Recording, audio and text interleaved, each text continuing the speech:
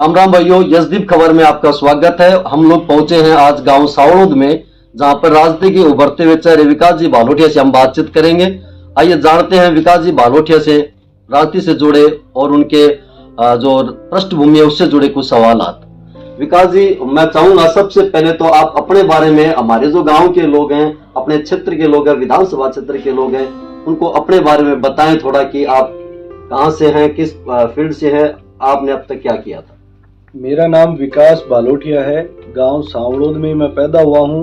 यहाँ शुरुआती शिक्षा मेरी यहीं पे हुई है। उसके बाद चिड़ावा पढ़ाई की, फिर 5 साल 4 महीने मैंने भारतीय वायुसेना में सेवाएं दी हैं। मेरे पिताजी भी आर्मी से रिटायर्ड हैं। वहाँ सेवाएं देने के बाद देश के लिए जो एक बाकी फॉरेन कंट्रीज में ये है कि वहाँ पे 5 साल की अनिवार्य सेवा है जी। तो मैंने भी अपनी पूरी सेवा 5 साल देश हित में काम किया है। उसके बाद फिर मैंने वहाँ से रिजाइन दिया जी। स्वैच्छिक रिजाइन आपने उसमें दिया? हाँ जी, बिल्कुल स्वैच्छिक। तो क्या मंशा रही है आपकी रिजाइन देने के पीछे भी? आप हमें गांव में जाना है, गांव के लिए करना है या परिवार से मिलना है? देखो जी, मैं बारम बात बताऊं जी कि मेरे पापा जो आर्मी में थे तो उस टाइम उनका एक एक्सीडेंट हो गया था जी, जिसकी वजह से उनके पैर में दिक्कत हो गई थी। उनके बाद में जब नौकरी डिस्चार्ज आया और मैं नौकरी ज्वाइन करी तो छोटो भाई है वो इंजीनियरिंग कर रहे हो, सिस्टर है वह MBBS कर रही थी। तो नौकरी छोड़ने के बाद मैं व्यापार जो गैस एजेंसियां को काम है वो मैं संभालो 10 साल व्यापार में दी जी। 10 साल व्यापार में देने के बाद में आपने अपना जो पारिवारिक जो पृष्ठभूमि उसको मजबूत किया, आर्थिक रूप से भी, सामाजिक रूप से भी। अब आपने अपने कारोबार के साथ साथ में राजनीति की तरफ रुख किया है। जैसे कि हम लोगों ने चर्चा सुनी है कि आप भी बीजेपी की टिकट लेकर के चुनाव लड़ना चाहते हैं, विधानसभा में अपने गांव के लोगों की सेवा करना चाहते हैं, तो उसके बारे में आपका क्या विचार है जी? देखिए, जब नौकरी छोड़ के आए हो तो पूरे गांव में जो मेरा व्यापार है गैस एजेंसी को, वो भी पब्लिक डीलिंग कोई काम है। गांव लोगों की ही सेवा करना, लोगों की ही सेवा पूरा करना। और माननीय प्रधानमंत्री नरेंद्र जी मोदी की एक योजना जो उज्ज्वला गैस योजना आई, उन में मन गांव के हर तबके के जान को मौको मिलो। उन्हें फ्री में गैस कनेक्शन दिया, उन्हें मुलाकात करने को मिले मौको।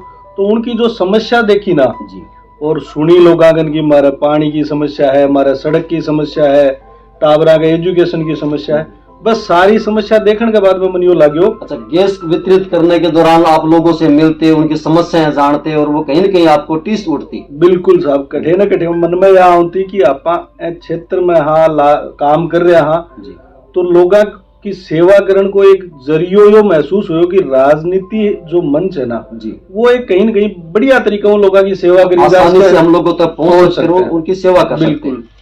सत्ता में रहेंगे, साथ में रहेंगे तो हम लोग बदलाव कहीं ना कहीं अब मंच पे रहेंगे, किसी उनके पद पे रहेंगे तो उनकी जो सेवा है ना वह बहुत आराम करी जा सके। एक सामान्य आदमी सिर्फ आपकी जेब हूँ या जितनी व्यवस्था हो उसका उतना ही कर सके। बाकी राजनीतिक आदमी किसी भी तरीका को बजट ला सके है, कोई भी सरकारी योजना को उन्हें लाभ दिला सके है, ये सारी चीजें देख के राजनीति में उनको फैसलों करें।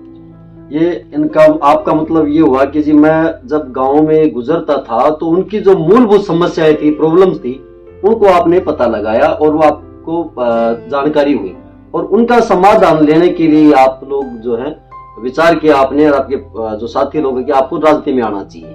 बिल्कुल जी, शुरुआत में जहाँ कई गाँव में जाता, गैस कनेक्शन के लिए भी जाता और भी शादी ब्याह भी कई बार जानवाणु तो लोगों की जो समस्या जहाँ कई परिवार उनका कोई राशन की दिक्कत आ रही है, बेचारा क्या सड़क की दिक्कत है, क्या पानी नहीं आ रहा है। और सबसे बड़ी तो आपने सूरजगढ़ क्षेत्र में जो समस्या है वह पानी की समस्या। पानी की समस्या न तो पीने के लिए पानी है जी, और सिंचाई का साधन तो कटे है ही गुना। बिल्कुल। तो यह समस्या देख के कठिन मन में लागती कि भाई हर आदमी आपके लिए करे वो चीज आदमी सोचे, लेकिन दूसरा के लिए जब करने की बात आओ ना तो ज्यादातर लोग पिछड़ जाए। धरातल मजबूत धरातल चाहिए। बिल्कुल। तो एक लिए राजनीति में उनको फैसलो करो और भारतीय जनता पार्टी जुड़न को यो कारण हो कि माननीय प्रधानमंत्री जी की जो देश के प्रति जो जज्बा उनमें काम करने का है वो देख करके और इस पार्टी से जुड़ने का मैंने विचार बनाया। अच्छा, आपको लगा कि भाई भारतीय जनता पार्टी जो है, जिसे हम बीजेपी भी कहते हैं, इनकी कहीं ना कहीं राष्ट्र हित की भावना है और इसी से आपका लगाव होता है और आप इन्हीं के साथ जुड़ना चाहते थे? बिल्कुल साहब, 2011 में जब मैं नौकरी छोड़ के आयो वो टाइम में मेरी पोस्टिंग गुजरात ही और प्रधानमंत्री जी जो नरेंद्र जी मोदी हैं वो उस टाइम गुजरात का मुख्यमंत्री था। जी। तो उठे 5 साल जो नौकरी करी, तो उनका जो कार्यकलाप और उनकी जो स्थिति गुजरात ने जो मॉडल बनाया ना, वो देखे और उन्हें डिस्चार्ज आने के बाद गुजरात मॉडल ने आपको प्रभावित किया, बिल्कुल। और वही सेम मॉडल है जो आप अपने विधानसभा क्षेत्र को देना चाहते हैं। बिल्कुल साहब, मैं सूरजगढ़ को एक भारतीय जनता पार्टी और यहाँ की जनता अगर मुझे मौका देगी ना, जी। तो सूरजगढ़ में विकास के नए आयाम स्थापित होंगे। ये आप आने वाले 5 साल बाद देखेंगे। बिल्कुल साहब, हम भी कई बार जैसे बुहाना के आसपास के एरिया में घूमते हैं तो सड़कें चलो ठीक है, कुछ हालात पहले से सुधरे हैं, लेकिन आज पानी की समस्या है, बिजली की समस्या है, ऐसी बहुत सी समस्या है जो आप लोग मिलते हो लोगों से तो आपके सामने आती होंगी, और उनका समाधान करने के लिए आप क्या प्रयास करेंगे? साहब, जय अपने सूरजगढ़ में सड़क पानी की सबसे बड़ी समस्या है। एक तीसरी समस्या और है, जय की तरफ ही भी तक चर्चा कौन करी है, बस सबसे बड़ी समस्या है बेरोजगारी। क्योंकि यहाँ ज्यादातर आदमी किसान हैं, उनका टाबर जो पढ़े हैं, मेहनत करे हैं, फिर गए 2-3 सालों या देख रहे हैं कि गहलोत सरकार में सारा पेपर लीक हो जाए।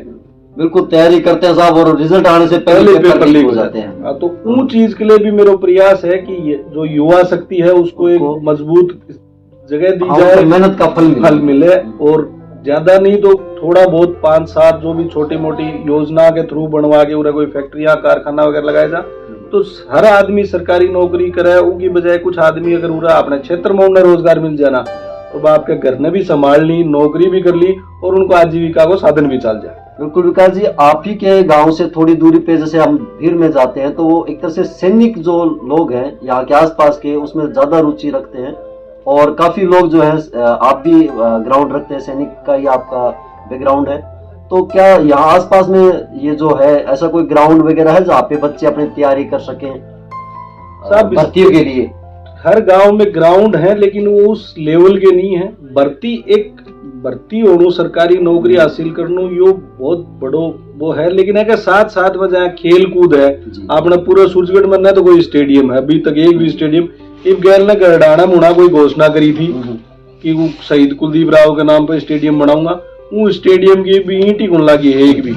ये बड़ा दुर्भाग्य, ये बहुत दुर्भाग्य है। अपने क्षेत्र में पूरे सूरजगढ़ में लोगन खेल कूद के लिए, पढ़ाई के लिए, इन सब चीजों के लिए, आपका कहने का मतलब कि सरकार घोषणाएं तो कर देती है लेकिन धरातल पर मिल रहा कुछ ही को नहीं साहब। अब घोषणा की बात अपन करें तो 2016 में माननीय मुख्यमंत्री जी उनकी कुंभाराम लिफ्ट परियोजना का पेमेंट जो पैसा था 1700 कुछ करोड़ रुपए, वो उन्होंने सैंक्शन कर दिया था।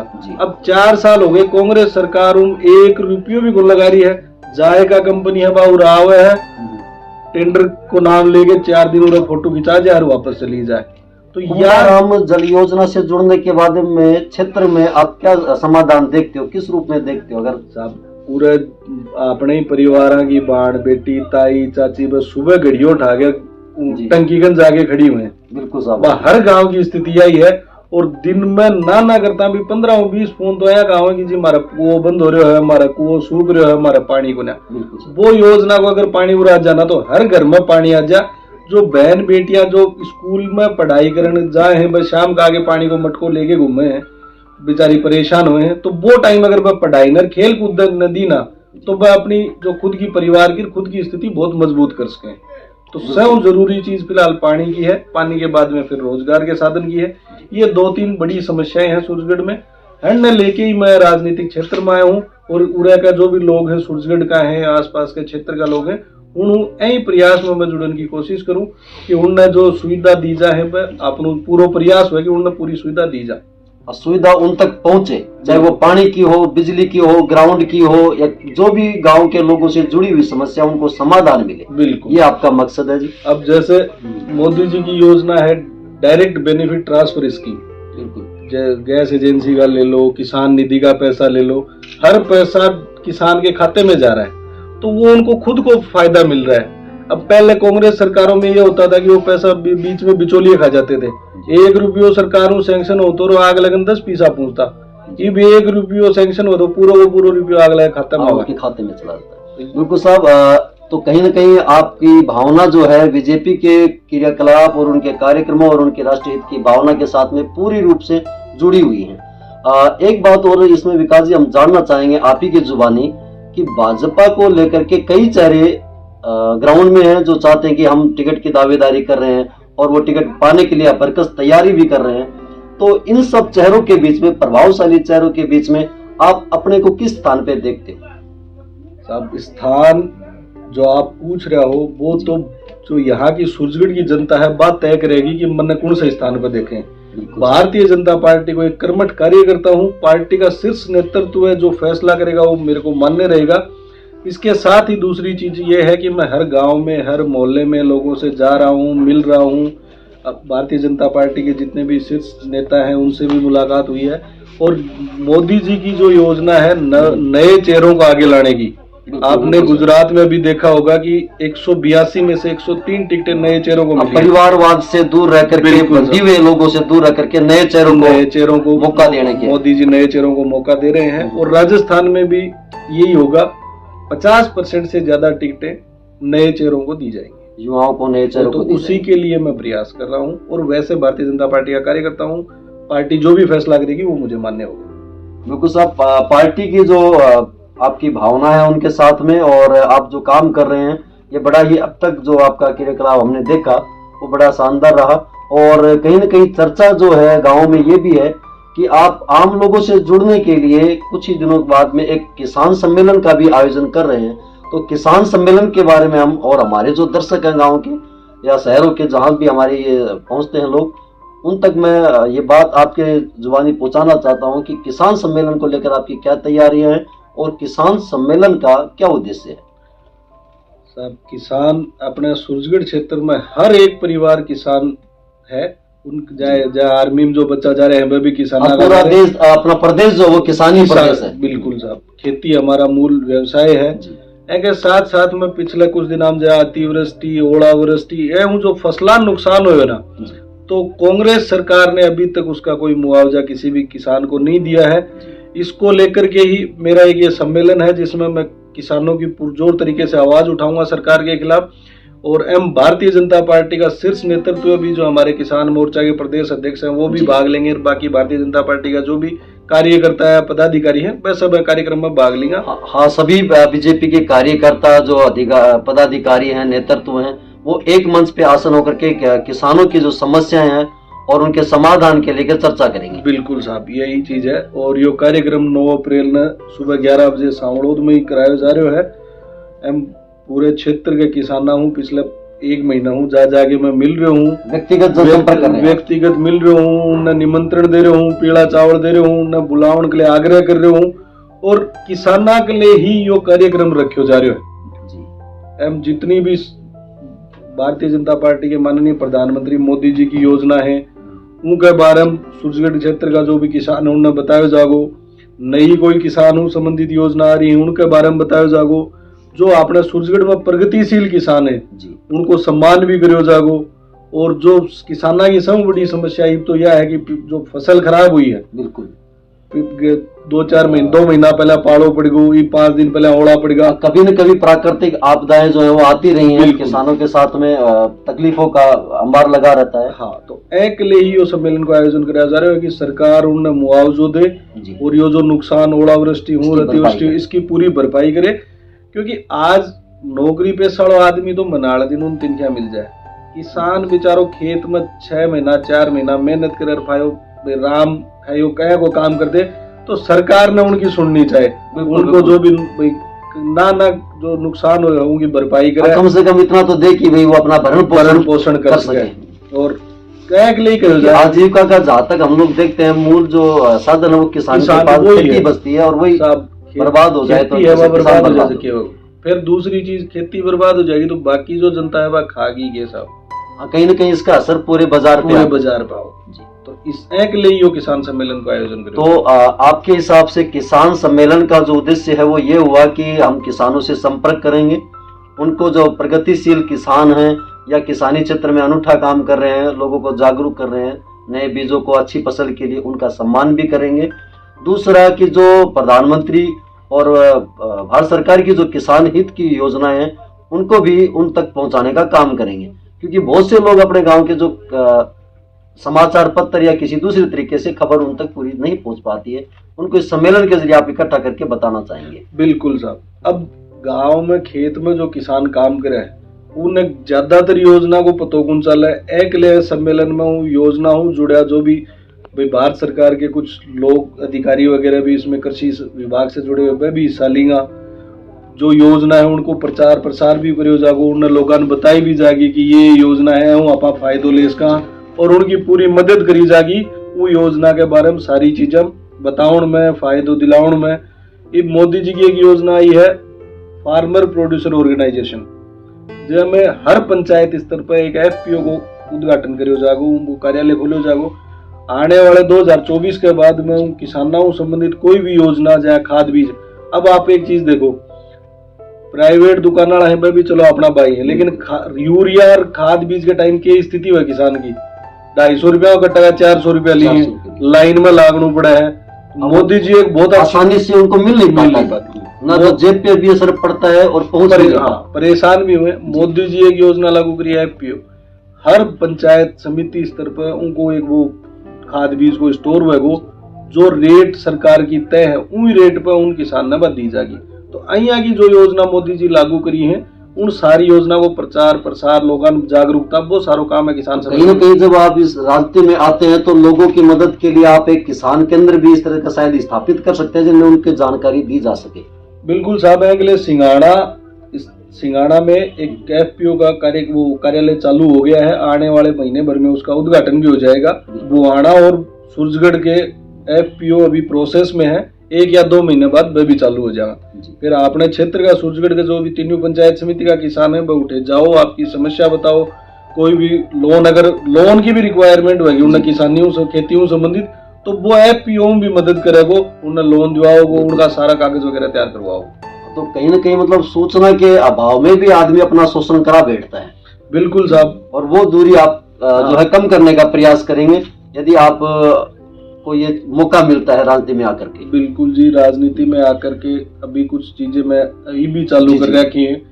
जहाँ सुकन्या समृद्धि योजना है माननीय प्रधानमंत्री जी की, 1 साल 10 साल की बच्चियां का खाता खुलाया जाए, उनकी मंथली या ईयरली किस्त हुए। बिल्कुल, जब बच्ची की शादी हुए तो उन टाइम पर वो पैसों इकट्ठो मिल जाए, परिवार के काम आ जाए।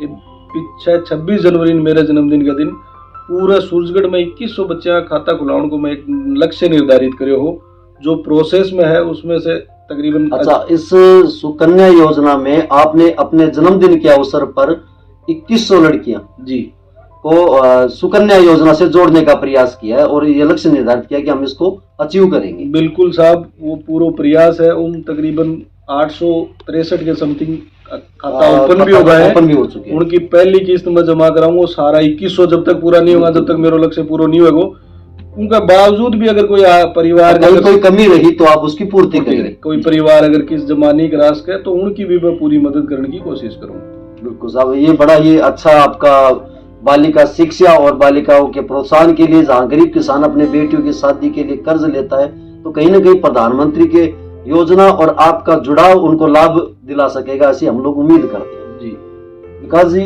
हम लोग आपसे बात करते हुए जानना चाहते हैं कि आप अपने साथी जो युवा हैं इस क्षेत्र के, उनके लिए कोई मैसेज, कोई संदेश अपनी तरफ से देना चाहते हैं तो बताएं हमारी एसडीएफ खबर के माध्यम से। जो भी युवा साथी उन्हें एक ही संदेश देना चाहूँ कि जय भी फील्ड में ते काम करना चाहो, चाहे खेल कूद, पढ़ाई, नौकरी, उन पूरो लगन हूँ काम करो। परिवार ने, समाज ने, क्षेत्र ने तार पर गौरव होना चाहे। कदे भी कोई है को काम नहीं करो जय की वजह तारे परिवार ने शर्मिंदा होना पड़े। खूब मेहनत करो, पढ़ाई लिखाई करो, खेल कूद करो। कहीं आपको कोई थोड़ा बहुत किसी चीज का अभाव लग रहा है तो उनके लिए भी मैं तारो बड़ो भाई हमेशा तैयार रहूंगा। तार के लिए कदे भी आधी रात में मेरू संपर्क कर सके। सारा युवा भाई बदमाशी, नशा, इन चीजों से दूर रहने की अपील करता हूँ मैं मेरे सभी युवा साथी। क्षेत्र में शांति बनी रहे और उनके परिवार सुख चैन से रह सके और परिवार ने अपने खुद के टाबर पर गर्व होना चाहिए। बिल्कुल साहब, बहुत अच्छा संदेश है आपका ये युवाओं के लिए। तो दोस्तों, ये थे अपने साथ में विकास जी भालोठिया गांव सावड़ोद से, जो भारतीय जनता पार्टी के टिकट की दावेदारी के लिए पूरी तरह से तैयारी पे है और आम आदमी के साथ में जुड़ाव जो है इनका वो देखते ही बनता है।